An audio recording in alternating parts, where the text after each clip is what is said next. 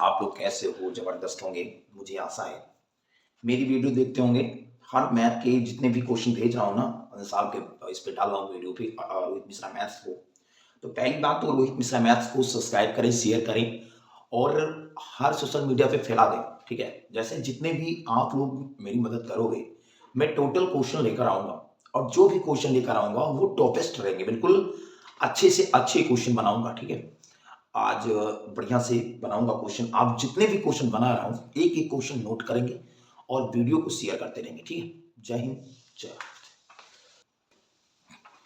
देखो ये क्वेश्चन है, दर्शाइए कि एक धनात्मक विषम पूर्णांक है तो 4q+1 या 4q+3 के, ये 4q1 प्लस लिखा हुआ है, 4 या 4q+3 के रूप का होता है जहां q एक पूर्णांक है। बेटा ये बताओ, इसका सबसे जबरदस्त ये चीजें हैं। बेटा कोई एक धनात्मक विषम मान लो तो लिखो माना माना माना ए ए एक धनात्मक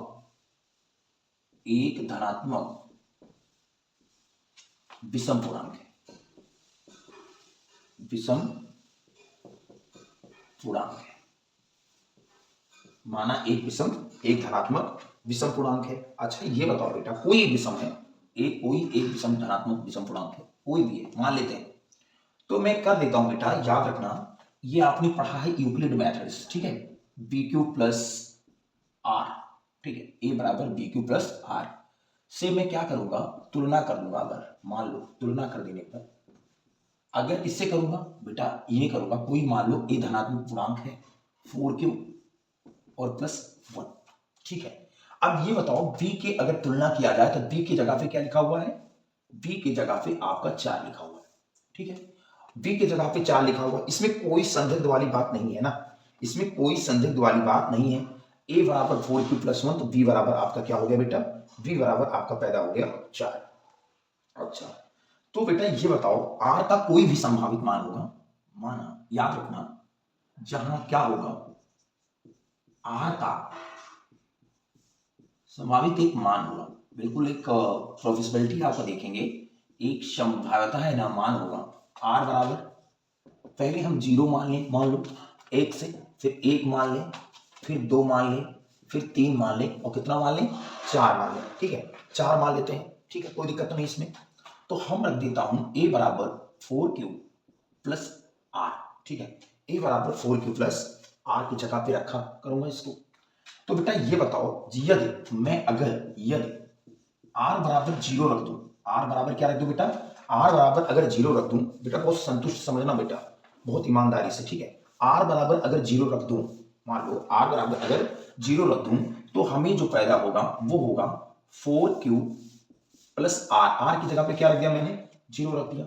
तो बेटा ये बराबर मुझे पैदा हो गया, याद रखना a बराबर, तो क्या हो गया, a बराबर 4q। ठीक है, फिर अगर r बराबर मैं 1 रख दूं, r बराबर 1 रख दूं तो मुझे क्या पैदा होगा, 1। अच्छा अब इससे मैं बता रहा हूं क्या हो रहा है, 4q+1 हो गया। अब r बराबर अगर 2 पैदा हो गया तो a बराबर 4q+r की जगह पे क्या रख दो बेटा, 2 रख दो, तो ये पैदा हो गया हमारा 4q+2 पैदा हो गया। अगर r बराबर 3 रख दूं तो बेटा a बराबर 4q+3, r बराबर हो जाएगा 4q+3 हो गया, कोई दिक्कत है। अच्छा r बराबर अगर 4 हो गया तो a बराबर 4q+4 हो जाएगा। अब इससे ये निकलता है, मतलब मैं बता रहा हूं, इससे ये सब, इससे इस चीज को निकल रहा है ना, इस चीज को निकल रहा है कि याद रखना कि ये कोई विषम पूर्णांक है। अब a कोई विषम पूर्णांक है, इसमें कोई दिक्कत है तो नहीं, इसमें दिक्कत तो नहीं ना, ठीक है। मतलब ये कह रहा है कि a के बराबर भी नहीं है। अगर देखा जाए तो ये सम, ये विषम, ये सम, ये विषम और ये सम। ठीक है, तो इससे कोई पूर्णांक होता है, लिखना ये एक विषम पूर्णांक है, इधर लिख देना a, इधर a एक विषम पूर्णांक है, ये एक विषम पूर्णांक है, इसलिए a के बराबर आपका 4q है। बताओ a के बराबर ये है नहीं ना, a के नॉट इक्वल 4q है, मतलब a से बराबर, अगर विषम a है तो इसके बराबर है ही नहीं। ठीक है, अगर ये देखो इसके बराबर a नॉट इक्वल b, ये भी रहेगा, नॉट इक्वल 4q+1। तो मतलब ऐसी ऐसी संख्या इसके बराबर नहीं है, इसलिए भी सब पूर्णांक है। ठीक है, नोट कर लो।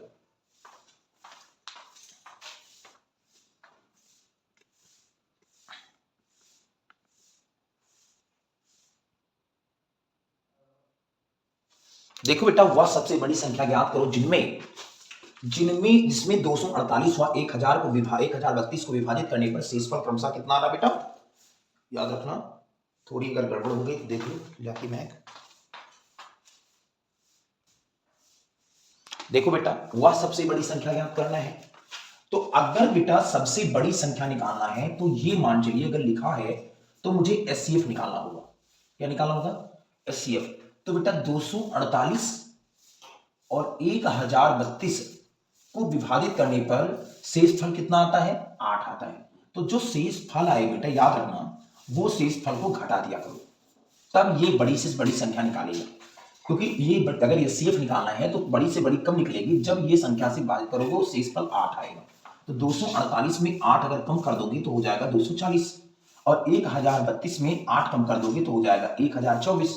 अब इनको तुम एचसीएफ कैसे निकालोगे? ऐसे निकालोगे बेटा। ये बताओ ये कितनी गुना है? ये बेटा 5 गुना अगर देखेंगे तो 24 पंचे 120 लगभग। देखो देख लो, 5 0 5 चौके 20 और 5 19 10 12 गलत हो जाएगा। ये बेटा जाएगा लगभग 9 बार, देख लो, सॉरी 4 बार देख लो। 4 0 4 चौके 16 और 4 दूनी 8 1 9, ठीक है, 960 हो जाएगा। अब बेटा बचेगा क्या? 4, यहाँ 2 में से 6 जाएगा नहीं, ढाल लेंगे 10। अब आपका 12, 12 में से 6 गई, आपका हो जाएगा 6। तो बचेगा मेरा 64, ठीक है। अब 64 बचेगा। अब ये चीज उतार के हम यहाँ रख देंगे। देखो एचसीएफ निकालने का मेथड यही है अच्छे से, ठीक है। लगभग और मेथड है, बहुत मेथड है ना एचसीएफ निकालने के, लेकिन आपको सबसे इजी पड़ते हैं। तो बेटा सबसे पहली बात मैं क्या करूंगा, 5 छक्का जाऊंगा नहीं, 3 छक्के जाऊंगा, है ना। 3 चौके 12, 4 जाऊंगा, 4 चौके 16, 4 छक्के, हाँ 4 भी जा सकता हूँ अगर देखो, है ना। 4 चौके 16 और 4 छक्के 24 25, नहीं 256 हो जाएगा। 3 बार, 3 चौके 12 और 3 छक्के 18, 18 और 1 19, 10, 10 में से 2 गई 8, फिर बचेगा 3, 9 4 13, ठीक है। 48 होना, 48 होना बेटा। अब कोई दिक्कत है बताओ इसमें? अगर देखो 10, 10 में से 2 गई 8, फिर 3 बचा, 3 9 4 13 होता है। अब ये चीज भैया ये यहां उतर जाएगा, ठीक है। तो 48 इकन्नम 48 हो गया, और हाँ अब 48 इकन्नम 48 बेटा 14 6, ठीक है, 5 4। अब ये आएगा इधर, ठीक है। 16 क्या कितना होता है? 48 होता है बेटा। अगर शेष फल, याद रखना जिंदगी में, अगर शेष फल 0 आए तो आंसर भाजक होता है। मतलब आंसर का मतलब यही मेरा एचसीएफ है, यही मेरा एनसीएफ है। अगर शेषफल अगर रिमाइंडर 0 आए ना तो यही आपका डिवीजर जो होगा वही एचसीएफ हो जाएगा। तो आंसर बराबर आपका जो आएगा वो हो जाएगा, ठीक है।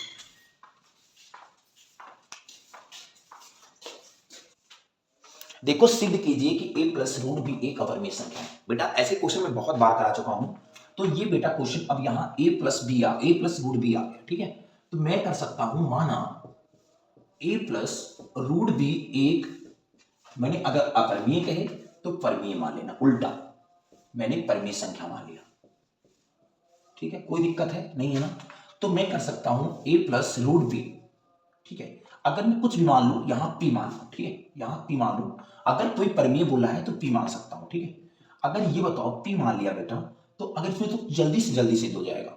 अब एक ये इधर हम ट्रांसफर कर दूंगा, क्योंकि ये परमीय संख्या है, ये भी परमीय है, लेकिन ये अपरमीय है, तो अपरमीय को रोक कर मैं p माइनस ए कर दूंगा, ठीक है। अब ये बताओ सिद्ध तो हो गया, देखो जहां तुरंत हो जाएगा, जहां रूट बी ए क्या है?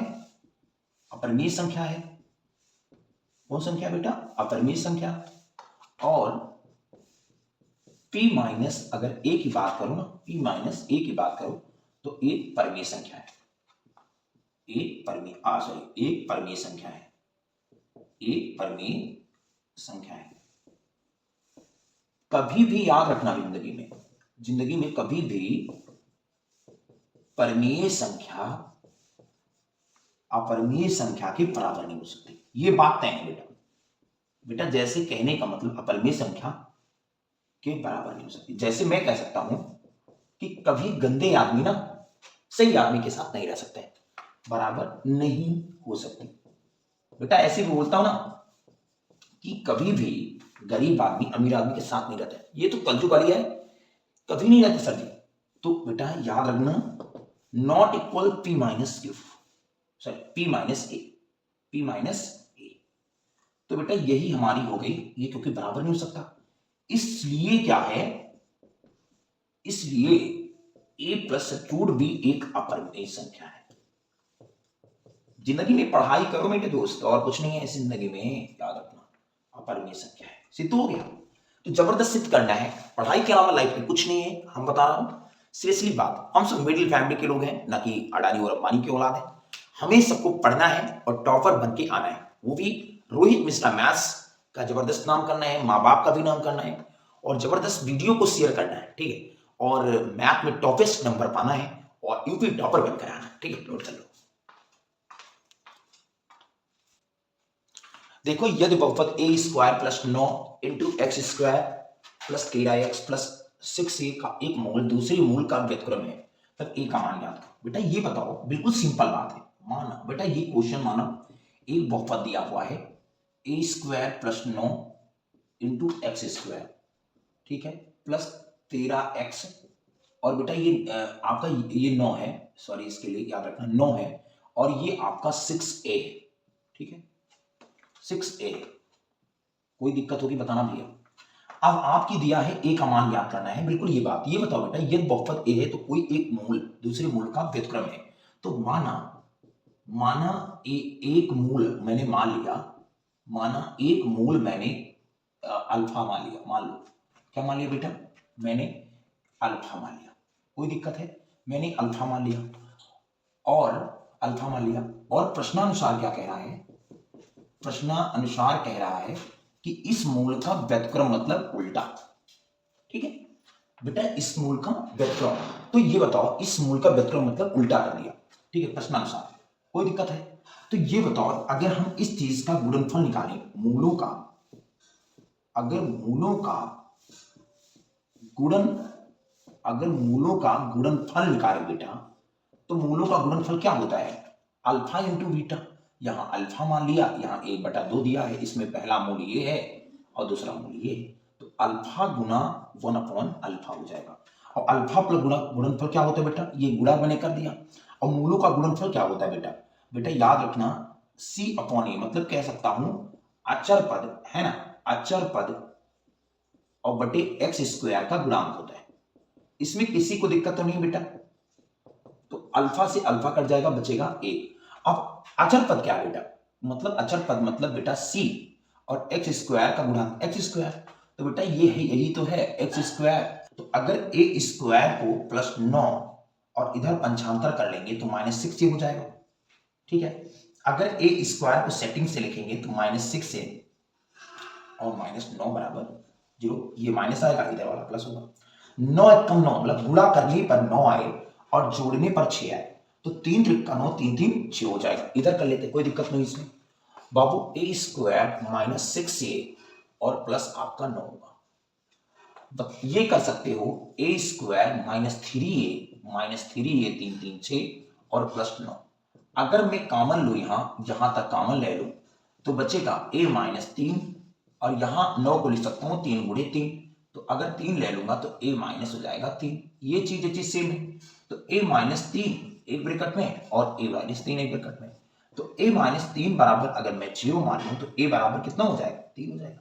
तो a की वैल्यू कोई 3 आ जाएगा, मतलब a का मान जो पूछा गया एक अभिष्ट मान है जो 3 आएगा, यही मेरा आंसर हो जाएगा। नोट कर लो बेटा।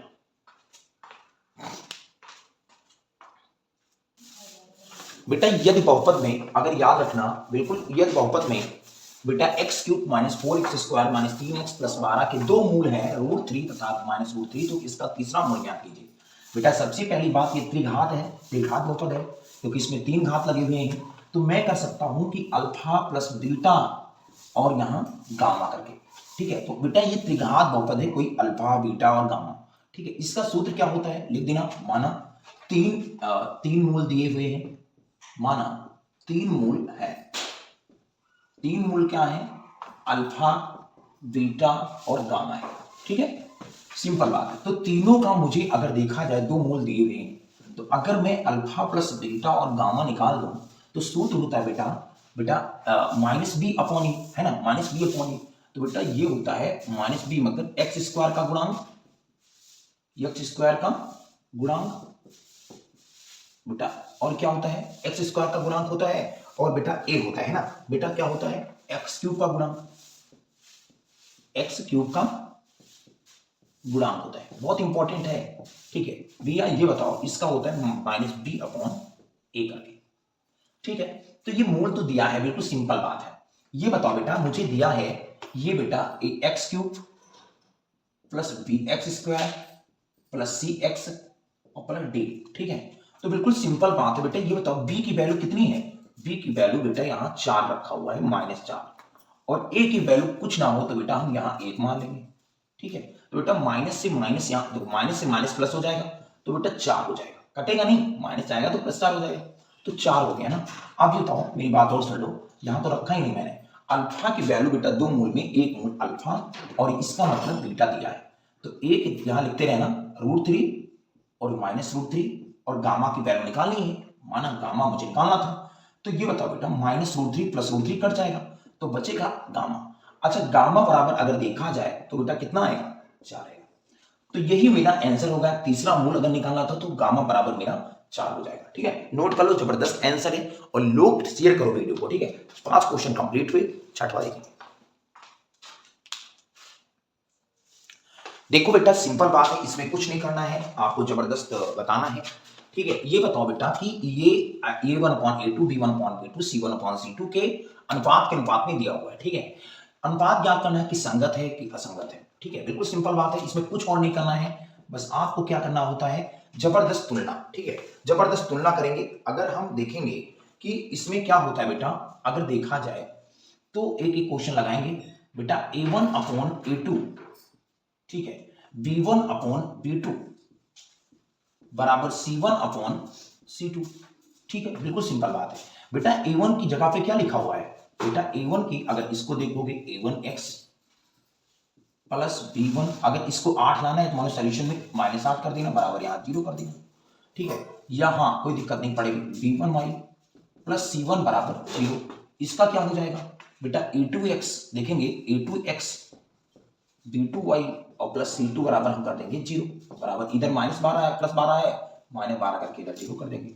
बेटा A1 की वैल्यू हमारी 4/3 दी है, और A2 की वैल्यू कितनी बेटा, 2 है, बराबर B1 की वैल्यू अगर देखा जाए बेटा 2 है, और B2 की वैल्यू बेटा यहाँ 3 दिया है।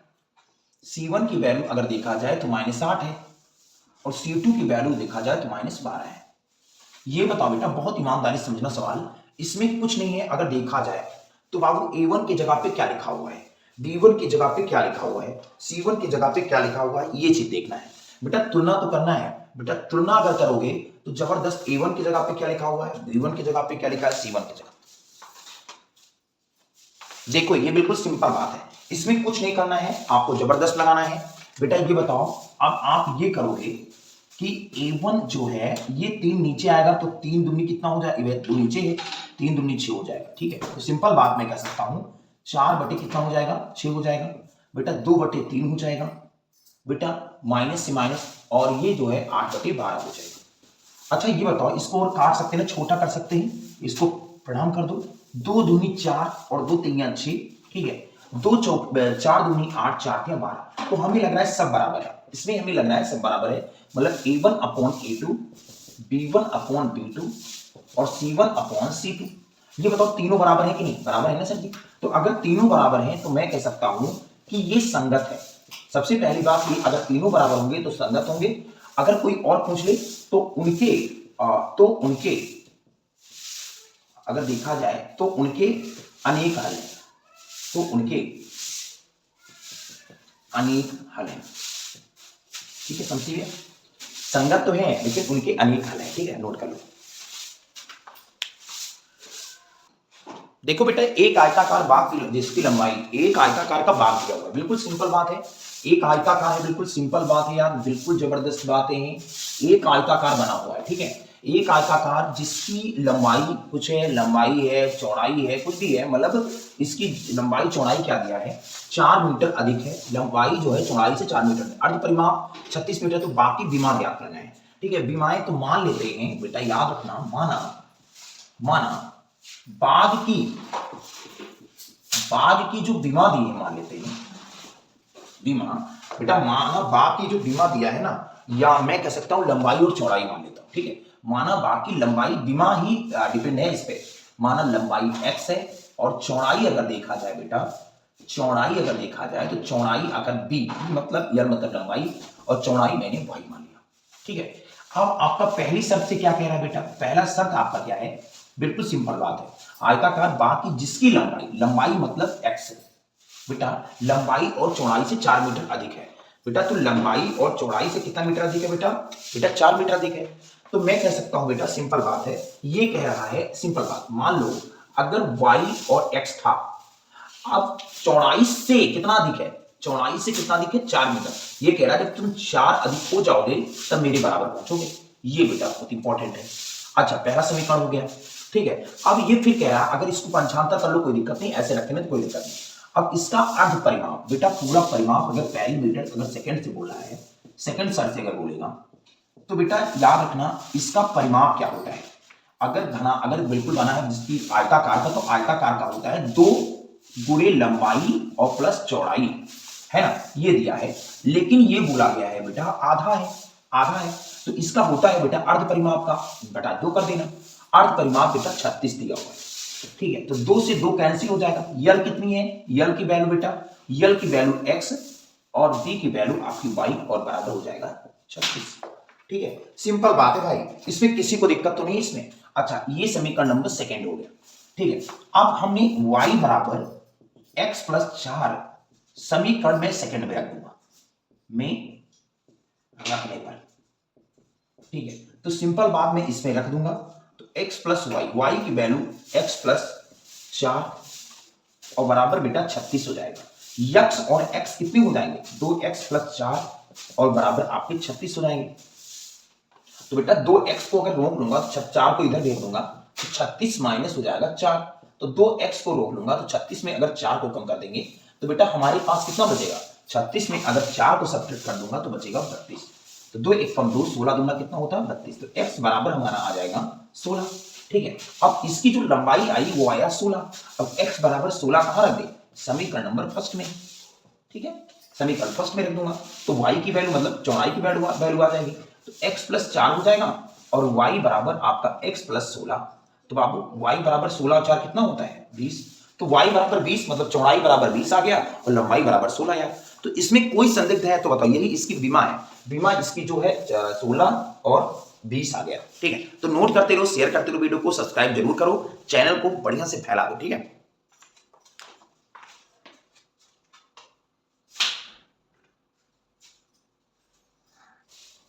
देखो ये क्वेश्चन है, समीकरण को हल करना है। 4/x प्लस 3y बराबर 14, 3/x माइनस 4y बराबर 23, ठीक है। बहुत ठंडी है भैया, जान ही रहे ना, मेहनत से कर रहे हैं, मेहनत बना रहे बेटे, बेटा बहुत मेहनत कर रहे हैं, ठीक है। 3x बराबर y बराबर 14, आपका 3/x माइनस 4y और बराबर आपका 23। अच्छा ये बताओ डॉन जी, अगर ये समीकरण फर्स्ट मान लिए, समीकरण सेकंड मान लिए, तो मैं एक चीज कह सकता हूं चुपके से, ठीक है। 3x, या मैं कह सकता हूं कि यहां बेटा 4 है और यहां 3 है, तो अगर मैं बेटा गुणा कर दूं ना, अगर मैं यहां 3 है यहां 4 है, ऐसे भी कर सकता हूं। तो बेटा यहां अगर देखूं तो ये बेटा 4 से, अगर ये देखूं तो 3 से गुणा हो जाएगा, और सॉरी ये 4 से हो जाएगा क्योंकि यहां 4 की कमी है, यहां 3 बराबर करना है समीकरण को, और यहां बेटा 3 की कमी है। तो समीकरण फर्स्ट में 4 से, और बाबू यहां माइनस प्लस है तो बेटा ऑलरेडी प्लस हो जाएगा। तो समीकरण बेटा हम कर दूंगा समीकरण सेकंड में बेटा 3 से गुणा और जोड़ दूंगा। तो बाबू इसको गुणा किया तो मैंने आंसर पाया 4 चौके 16/x और बेटा 4 तिया 12y, ठीक है, 12y और 14 चौके 96 हो जाएगा, और बेटा 3 त्रिका 9/x और 3 चौके मैंने 12y पा गया, ठीक है। और 23 तिया कितना होता है 69 होता है, बिल्कुल सिंपल बात है। अब इनको अगर मैं जोड़ दूंगा तो बेटा याद रखना, अगर plus 12y minus 12y cancel हो जाएगा बेटा, 16 और 9 कितना हो जाएगा 25/x हो जाएगा। अच्छा, और 96 ये 5 हो जाएगा, 9 6 15 और 9 6 15 और 15 और 1 16 हो जाएगा, 165 हो जाएगा। ठीक है, किसी को दिक्कत है ना? 16 9 25 हो गया। किसी को अगर दिक्कत हो बताओ भाई, अगर बेस समान है तभी तो जोड़े हैं। ठीक है, और 14 चौका 4 चौके 16 और अरे सॉरी 14 चौका 56 हो जाएगा भाई, 14 चौका 56 30 69। बेटा ये हो जाएगा 9 6 15 और 9 6 5 11 1 12 125 हो जाएगा। तो हमारा जो बचेगा वो होगा 25 बटे x और बराबर 125। तो 25 से कम 25 25 पंचे कितना होता है 125। तो हमारा 1 बटे x बराबर आपका जो आंसर आएगा वो 5 आएगा। तो इसको अगर तिरछे गुणा कर देंगे तो हो जाएगा 5x और इधर हो जाएगा 1, तो x बराबर आ जाएगा तुम्हारा 1 बटे 5। ठीक है, अब x बराबर 1 बटा 5 है, तो समीकरण मैं अगर फर्स्ट में रख दूंगा तो कोई दिक्कत नहीं होगी। समीकरण अगर फर्स्ट में रख दूं तो समीकरण फर्स्ट में अगर रखूंगा तो यहाँ तो मेरा क्या आएगा 4 बटे x है और प्लस 3y और बराबर 14 है। तो x की वैल्यू अगर 1 बटा 5 रख दिया मैंने यहाँ तो प्लस 3y और बराबर यहाँ आएगा 14। ठीक है, ये ऊपर अगर कर लूंगा बेटा, ये ऊपर कर लूंगा तो 5 चौके 20 हो जाएगा। ठीक है, और ये यहाँ है प्लस 3y और बराबर यहाँ 14 है। अगर 20 को इधर ले लूंगा तो 3y तो 14 माइनस 20 हो जाएगा। तो 3y बराबर अगर देखा जाए तो 6 हो जाएगा, माइनस 6 3 1 कम 3 3 2 नहीं 6, तो y बराबर जो आएगा वो आएगा -2। किसी को दिक्कत है तो y बराबर -2 आ गया, x बराबर 1 बटे 5 आ गया। ठीक है, नोट कर लो, जबरदस्त भी है, शेयर कर दो। ऐसे क्वेश्चन बहुत मिलते हैं। 2 अंकों वाली अंकों का योग जो है वो 18 है। इस संख्या का 11 गुना इस संख्या के अंकों को पलटने पर बनी संख्या का दुगना है, तो संख्या ज्ञात कीजिए। सर जी ये क्वेश्चन बहुत इंपॉर्टेंट है। माना इकाई का अंक अगर मान लो, माना इकाई का अंक मैंने मान लिया x और दहाई का अंक मैंने मान लिया, दहाई अंक जो मान लिया वो हो गया y। अब अंकों वाली संख्या के योग, बेटा ये बताओ पहला समी अगर पहली शर्त से बात करोगे, पहली शर्त से अगर बात करोगे कि अंकों ये जो अंक दिया है ना इनका योग अगर x प्लस वाई पहली शर्त है तो इनका 18 हो जाएगा। समीकरण नंबर फर्स्ट हो गया। इस संख्या का 11 गुना है बेटा, तो अंकों को पलटने पर। ठीक है, ये बताओ बेटा अगर कोई संख्या अगर मान लिया तो ये भैया संख्या इकाई 2 अंकों की संख्या ये होती है बेटा, इकाई होता है आगे और दहाई, तो पहली संख्या मेरी x हो गई। ठीक है, अब सेकंड शर्त क्या कह रहा है बेटा कि इस संख्या का 11 गुना, तो संख्या को पलटने पर बनी संख्या का दुगना है बेटा। तो ये बेटा इस संख्या का कितना गुना, बेटा इस संख्या का बेटा बोला है 9 गुना, तो 10y प्लस x बराबर 9 गुना बोला है। और जब इसको पलट दोगे ना तो पलटने पर मेरी संख्या जो बनेगी वो वही तो बनेगी 10x प्लस वाई। कितना गुना है ये बेटा 2 गुना है। बिल्कुल सिंपल बात है यार, इसमें कुछ नहीं करना था। ठीक है, तो 9 दहाम 90 हो जाएगा और 9 को x से करेंगे 9x। ऐसे क्वेश्चन बहुत आए हैं। 2 दहाम 20x और 2 को y से करोगे 2y।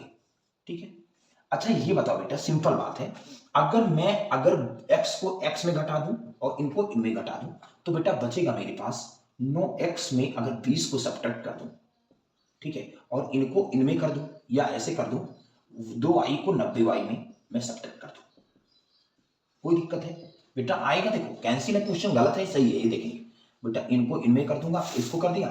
अब ये बचा 9x में अगर 20y को 20x को सब्ट्रैक्ट कर दिया। ठीक है, तो बिल्कुल सिंपल बात है, 90 में 2 गई कितना बचेगा 88y और 9x में से 20x मेरा हो जाएगा 11x और इधर बराबर 0 हो जाएगा 75 के इधर। अब बाबू ये बताओ सिंपल बात है यार, गलत लग रहा है क्वेश्चन। ठीक है बेटा 28y अगर देखा जाए अगर 75 करेंगे तो बराबर 11y हो जाएगा। ठीक है, तो 11 8 88 हो गया, तो बेटा सॉरी 11x यहाँ है, तो 8y और बराबर मेरा 11x, मतलब ये जो दिया है वो 1 से, तो y की वैल्यू इतना, x की वैल्यू 8, y की वैल्यू 1। यार ये तो गलत लग रहा है क्योंकि x और y की अगर हम वैल्यू यहाँ 8, y की वैल्यू 1 रखेंगे तो 8 1 9 होना चाहिए, सवाल में 9 होना चाहिए भैया, तो यहाँ 9 होना चाहिए तभी तो सही होगा, क्योंकि यहाँ x y की वैल्यू 8 और 1 आई है, तो ये अंकों का योग बेटा यहाँ 9 होना चाहिए। ठीक है, 9 होना तब सही है सवाल, है ना, तब सही है बेटा, तब सही हो जाएगा। तो x की वैल्यू इकाई का अंक जो आएगा वो आएगा 8, दहाई का अंक आएगा वो आएगा 11 सॉरी 1।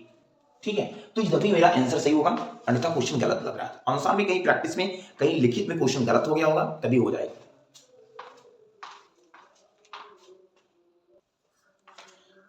देखो गर्म पानी पीना चाहिए, जबरदस्त है ना, गर्म पानी पी लो, सवाल नोट कर लो।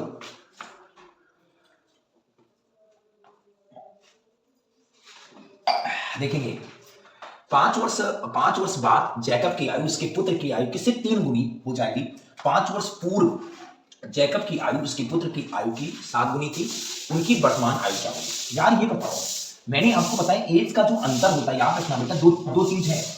अगर पेपर में बाद आ जाए तो प्लस लगा देना, अगर पेपर में पहले आ जाए तो बेटा माइनस लगा देना, ठीक है। तो अब इसमें पूर्व का मतलब ही पहले होता है, याद रखना, पूर्व का मतलब पहले ही होता है। तो ये सब बहुत अच्छे से देखेंगे, अच्छे से अच्छे, ठीक है। और जो एज का अंतर होता है बेटा, एज का जो अंतर होता है, याद रखना, सदैव समान होता है। एज का अंतर जो होता है सदैव समान होता है बेटा। ऐसा तो है नहीं कि जैसे मान लो पापा अगर पिताजी, अगर एक सवाल बता रहा हूं, पिता अगर पुत्र से है, मान लो, मैं एज का अंतर क्यों बताया हूं, देखो अगर पापा मान लो 50 साल के हैं और बेटा आपका 20 साल का है, मान लेते हैं, ठीक है। तो अगर पापा पिताजी 50 साल के हैं और पुत्र जो है 20 साल का है, तो एज का अंतर अगर देखा जाए यहां, तो बेटा हमें लग रहा है 30 साल है ना, 30 साल है। अगर 10 साल बाद पापा मिल जाएं कि पापा से मिलो कि पापा तुम्हारी एज तो 60 हो गई, तो तुम्हारी भाई ऐसा तो है नहीं कि पापे बढ़ रहे हैं, तुम ही तो बढ़ रहे हो ना। तो अगर पापा 60 साल के हो गए तो तुम भी लगातार बढ़ोगे, कितना, 10 साल तुम भी एड होंगे, तो तुम भी कितना हो जाओगे बेटा, 30 साल के, ठीक है। अगर मैं कहूं कि इसके पहले मिलोगे, इससे पहले 10 साल पहले मिलोगे, तो पहले का मतलब माइनस होता है, यही का पहले माइनस होता है, तो इसका आपका 40 साल, और 10 साल पहले मिलोगे तभी तुम्हारा 10 साल। तो एज का अंतर सदैव समान होता है। यहां भी कितना डिफरेंस है, यहां भी 30 है और यहां भी डिफरेंस 30 है। तो ऐसे कहने का मतलब कि एज का जो अंतर होता है बेटा वो समान ही होता है। तो बहुत दिमाग से पढ़ना सवाल, क्योंकि मैं स्पेशलिस्ट मैथ बना रहा हूं आपके लिए, ठीक है, नोट कर लो। तो मैं सवाल पे आता हूँ, ज्यादा फर्जी मुकदमा नहीं करता हूँ, नॉलेज दिखाता नहीं हूँ, ठीक है। देखो बेटा ये बताओ, सिंपल बात है, माना अगर देखा जाए, माना जैकब की आयु अगर बात करो, माना जैकब की आयु अगर बात करो तो x है, और उसके पुत्र की आयु जो मान लिया जाए, पुत्र की आयु की बात करोगे तो कितना हो जाएगा भैया, y हो जाएगा। जैकब की आयु x मान लिया, पुत्र की आयु मैंने y मान लिया। अब पहली शर्त से क्या कह रहा है क्वेश्चन, ये पहले देखो, पहली जो शर्त है इससे बेटा, मान लो इसके जैकब और ये पुत्र दोनों, ठीक है, 5 वर्ष बाद। अच्छा ये बताओ, 5 वर्ष अगर जैकब बढ़ेंगे तो 5 वर्ष ये भी तो बढ़ेगा ना, दोनों सेम हो जाएंगे, लेकिन ये बराबर नहीं है। ये कह रहा है जैकब की आयु उसके पुत्र की आयु से कितनी गुनी है, 3 गुनी है। ये कह रहा है इसका बाप जो है ना, इसकी जो औलाद है, ये कमीना औलाद है, ये अपने पापा से कह रहा है कि ये पापा कि जब तुम 3 गुने के हो जाओगे ना, जब तुम 3 गुनी के होगे तब मेरे पास पहुंचो, तो इसको 3 गुनी कर दो, 3 गुनी कर दो बेटा, x प्लस 5, 3 को y से 3y, और 3 बचे कितना होता है, 15 होता है, ठीक है। अब x को इधर सब्ट्रैक्ट कर देंगे तो x माइनस 3y, और ये 15 को 15 से 15 माइनस 5 हो जाएगा, तो x माइनस 3y और बराबर 15 में 5 बेटा 10 होगा, समीकरण नंबर हो जाएगा फर्स्ट, ठीक है। बहुत ईमानदारी से पढ़ना बेटा, इसमें कुछ अगर गलती हुई है तो मुझे माफ करना, अगर इसमें कुछ तो गलती नहीं हुई है बेटा, देखोगे। अच्छा फिर बोला गया कि आप बेटा, फिर बोला गया, मान लो सेकंड सेक्शन हंस क्यों रहे हैं पता है, ये क्वेश्चन को लेकर, ठीक है। ये बप्पा जो, ये बेटवा से औलाद जो है ना, वो कहता है कि जब 3 गुने, लड़का बप्पा कहता है कि 3 गुना के हो जाओगे, क्वेश्चन कैसे हिम्मत पड़ी यार, कमीनों की पूछ ले, ऐसा पूछना नहीं चाहिए, ठीक है। तो यक्स और वाई मान लो है जो, आप कह रहा 5 वर्ष पहले, 5 वर्ष पूर्व बोला गया, देखो यहाँ 5 वर्ष पूर्व बोला गया, तो दोनों में 5 माइनस कर दो बेटा, बहुत ईमानदारी से पढ़ना, ठीक है। अब वायु उसके पुत्र की आयु से 7 गुनी, ये फिर लड़का आ रहा है कि अगर तुम 5 वर्ष पहले ही मिलोगे मेरे से, तो तुम 7 गुने के होगे तब मेरे पास पहुंचोगे, अब बराबर हुआ, ठीक है। तो बिल्कुल x माइनस 5 हो गए, और 7 को y से 7y, और 7 को 35 हो गया, ठीक है। ये x को इधर ले आओ तो बचेगा x माइनस 7y, और ये माइनस 35 है, और इधर जाएगा तो ये माइनस 5 है, तो इधर प्लस 5 हो जाएगा, तो x माइनस 7y, और 5 में 35 अगर कम कर दोगे तो बचेगा माइनस 30, ठीक है, माइनस 30 हो जाएगा ना भाई। तो समीकरण नंबर बेटा हो गया सेकंड। अब इन दोनों समीकरण को हम हल करेंगे, तो कैसे करेंगे ये बात दिमाग से जान लेना कि इसको हल कैसे करेंगे। तो हल करने के लिए जबरदस्त आपकी चीजें हैं बेटा, ये बताओ हल कैसे करोगे, ये दिमाग लगाओगे, ठीक है। इधर कर लेते हैं, है ना, इधर कर लेते हैं, ठीक है। तो पहली समीकरण मेरे पास x माइनस 3y है, और बराबर बराबर 10 है और x माइनस 7y बराबर माइनस 30 है। अगर इस समीकरण को मैंने कहा कि समीकरण फर्स्ट और समीकरण को सेकंड को घटा दूं तो कोई दिक्कत पड़ेगी, तो घटाने पर क्या होगा, x और x कैंसिल हो जाएगा, माइनस माइनस प्लस और फिर माइनस, तो माइनस माइनस प्लस फिर माइनस घट जाएगा। 3 में 7 अगर सब्ट्रैक्ट कर देंगे तो बेटा 3 में सब्ट्रैक्ट करेंगे तो बचेगा -4y और बेटा प्लस माइनस माइनस और माइनस माइनस प्लस 10 और 4 क्या होता है 40, तो -40 हो जाएगा। माइनस से माइनस 4 धाम कितना हो गया, तो वो जो उसका पुत्र होगा वो 10 साल का हो जाएगा। ठीक है, तो y बराबर हम 10 जो है, y बराबर जो 10 आया, y बराबर 10 समीकरण फर्स्ट में रख देंगे। ठीक है, बिल्कुल सिंपल बात है। तो x माइनस 3y और बराबर हो जाएगा 10। ठीक है, तो x बराबर माइनस 3y, y की वैल्यू बेटा 10 बराबर 10।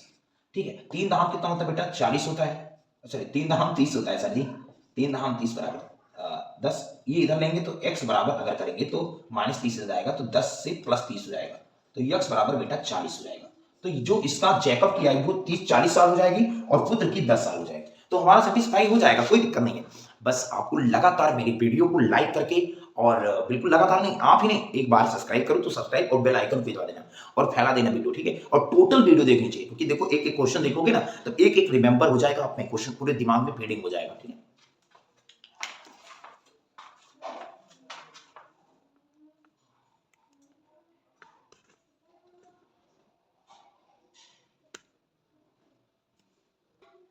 तो ये 40 से देखेंगे। देखो 11 क्वेश्चन हो गए, आज ही इतना कंप्लीट करेंगे, थोड़ा कम प्रैक्टिस करा पाए आप लोगों को, बहुत सॉरी इसके लिए। और बेटा क्वेश्चन है बेटा x square minus x minus 2 बराबर 0। ठीक है, बिल्कुल ही मूल दिया हुआ है। अब इसमें क्या करना है आपको, जिसके मूल आपके दिया है बेटा 2 अल्फा प्लस 1, ठीक है, वह बीटा आपका दिया है 2 बीटा प्लस 1। ठीक है, तो बच्चियों मूलों का योगफल अगर निकालना है, मूलों का अगर योगफल की बात करेंगे तो बेटा योगफल का मतलब होता है अल्फा प्लस बीटा बराबर होता है माइनस बी अपॉन ए, मतलब एक्स स्क्वायर बी एक्स और प्लस सी की वैल्यू -2 और बी की वैल्यू कुछ ना हो तो 1 मान लो और ए की वैल्यू कुछ ना हो तो 1 मान लो। तो बेटा बी की वैल्यू, ये बी मतलब एक्स स्क्वायर के एक्स के पद, तो ये हो जाएगा -1 और ये फिर ऑलरेडी -1 है। ठीक है, और बटे ए की वैल्यू बेटा 1 है, तो माइनस माइनस प्लस हो जाएगा, तो 1 ही बचेगा, कट जाएगा, है ना। फिर ये बताओ मूलों का अगर गुणनफल की बात करेंगे ना, मूलों का अगर गुणनफल की बात करेंगे, बहुत इंपॉर्टेंट सवाल है भाई, तो अल्फा गुना बीटा बराबर होता है सी अपॉन ए। बेटा सी कितना है -2 है और ए की वैल्यू कितनी बेटा 1 है, तो 1 दूनी कितना हो जाएगा 2 हो जाएगा, तो -2 और 1 आ जाएगा। ठीक है, अब ये बताओ बेटा, सिंपल बात है, ये मैंने कहा कि इसको 2 अल्फा प्लस 1 और मूलों का योगफल इसका भी कर दो। ठीक है, मूलों का योगफल इसका भी कर दो। ठीक है, तो 2 बीटा प्लस 1 हो जाएगा। तो बाबू इसको जब जोड़ देंगे ना, तो जोड़ेंगे योगफल करेंगे, तो हमें पता है कि 2 अल्फा प्लस सॉरी 2 अल्फा और 2 बीटा को इकट्ठा कर देंगे और प्लस 1 और 1 2 कर देंगे।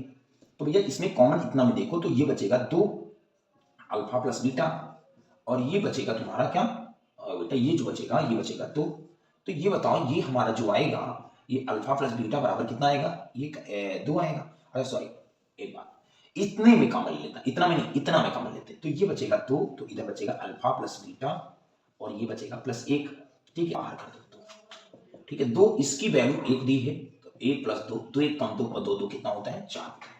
तो ये इतने की वैल्यू अगर देखा जाए जिसके मूल ये हो गए, तो इसके आंसर 4 हो गए। ये मूलों का योगफल हो गया। और मूलों का गुणनफल निकालोगे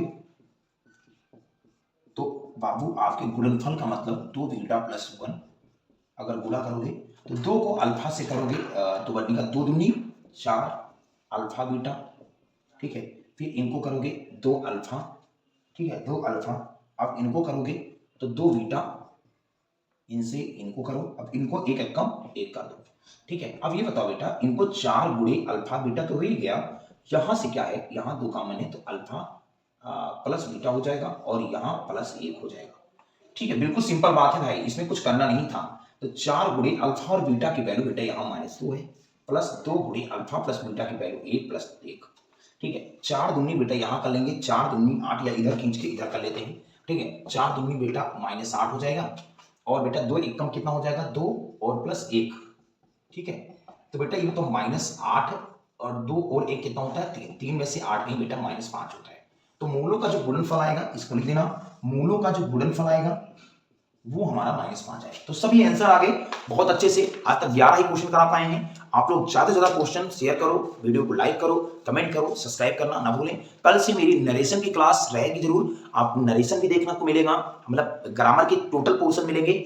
और सबसे पहली बात, साइंस के भी विद्युत धारा से या कोई भी चैप्टर्स, फिजिक्स के कोई भी हो या केमिस्ट्री के कोई भी हो, और मैं हर सब्जेक्ट का मैं आपको डिटेल नॉलेज दूंगा। ठीक है, नोट कर लें।